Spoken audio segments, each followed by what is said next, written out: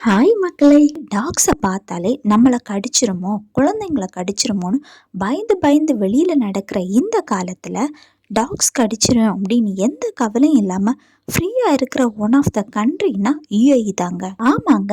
இங்க டாக்ஸுக்கு பதிலா எல்லா இடங்கள்லயும் கேட்ஸ் தாங்க இருக்கும். தெரு நாய்களுக்கும், வீட்டு நாய்களுக்கு பதிலாக தெரு பூனைகளும், வீட்டு பூனைகள் தாங்க அதிகமா பார்க்கலாம். ஸோ UAEல டாக்ஸே பார்க்க முடியாது அப்படின்னு கிடையாதுங்க.